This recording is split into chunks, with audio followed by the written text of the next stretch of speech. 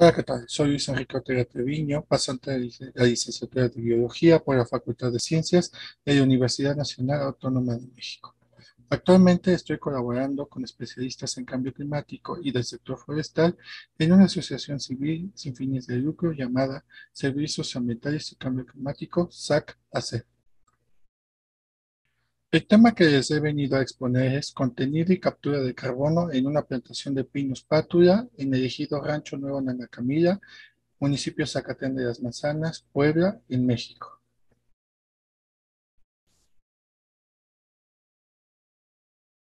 Como introducción tenemos que el cambio climático es definido como el incremento humano de la concentración de gases de efecto invernadero, los cuales dan lugar a un aumento de la temperatura, cambios en los patrones de precipitación, el evidente derretimiento de los glaciares y por ende el aumento en el nivel del mar. En México, por ejemplo, se calcula que el sector cambio de uso del suelo ha liberado 9.9% de los gases de efecto invernadero totales emitidos del país. Además, se ha calculado que México ha perdido desde la colonia hasta la actualidad mínimo el 50% de sus bosques. El cambio climático tiene diferentes impactos, no solamente los más evidentes como incremento en el nivel medio del mar, la temperatura y la precipitación, sino que también, por ejemplo, en la salud, ya que incrementa la mortalidad de las personas y hay mayor presencia de enfermedades.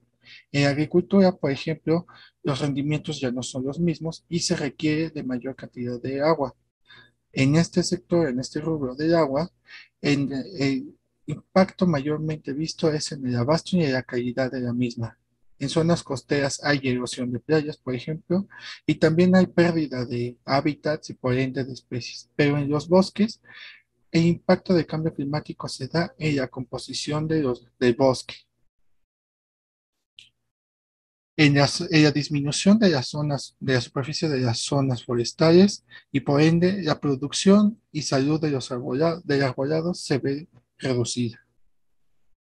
Las acciones de mitigación del cambio climático que se realizan en el sector forestal se basan o se dan a entender como el proceso de aplicación de acciones dirigidas a reducir las emisiones de gases de efecto invernadero y potenciar y mejorar los sumideros de carbono. Estos mediante el empleo y el uso de estrategias de mitigación que se centran en el impulso del manejo sustentable de los bosques como principal herramienta, realizando esto por medio de la creación de nuevos reservorios de dióxido de carbono, bosques y plantaciones, o proteger los bosques y suelos naturales que almacenan carbono que ya siguen o que están presentes. Es así que el objetivo de este estudio es estimar el contenido y captura de carbono en una plantación de pinos pátula en el ejido Rancho Nuevo Nanacamira, municipio de Zacatán de las Manzanas, Puebla, en México. De este objetivo derivan los siguientes dos objetivos particulares. El primero es estimar la biomasa aérea presente en las plantaciones de esta especie de pino y el segundo es reconocer la importancia que tienen las plantaciones forestales como una estrategia de mitigación al cambio climático. La metodología fue la siguiente.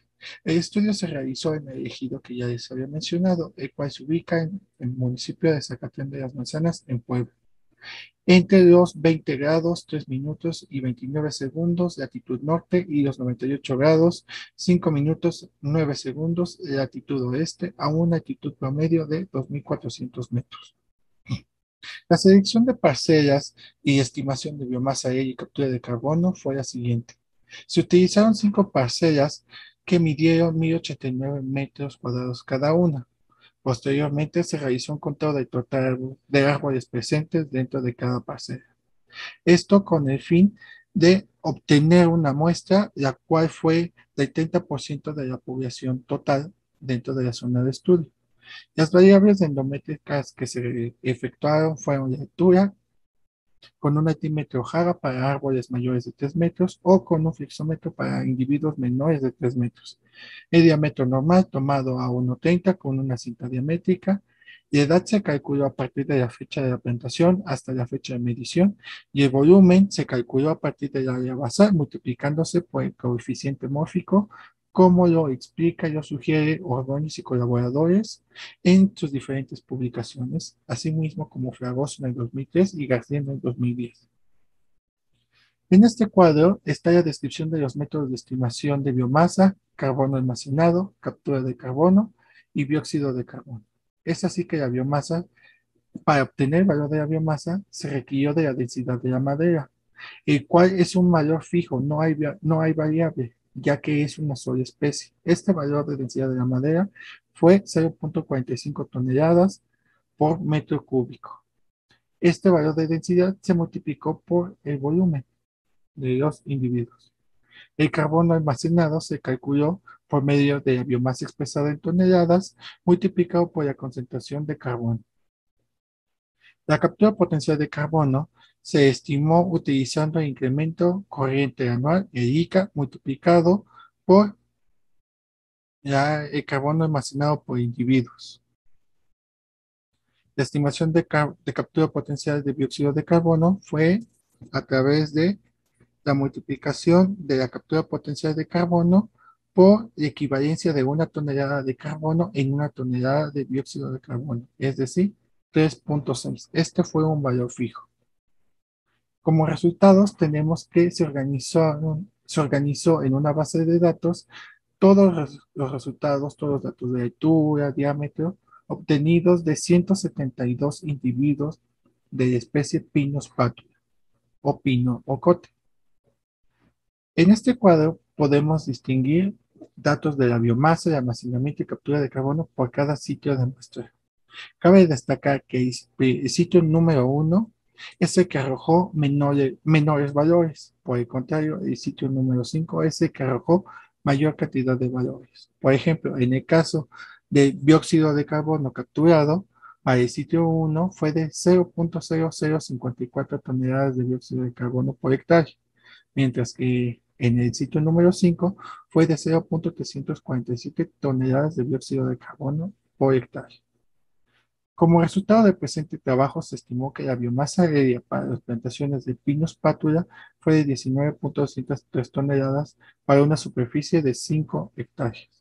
La captura potencial de carbono fue de 0.192 toneladas por hectárea, y mientras que la captura potencial de dióxido de carbono fue de 0.760 toneladas de dióxido de carbono por hectárea.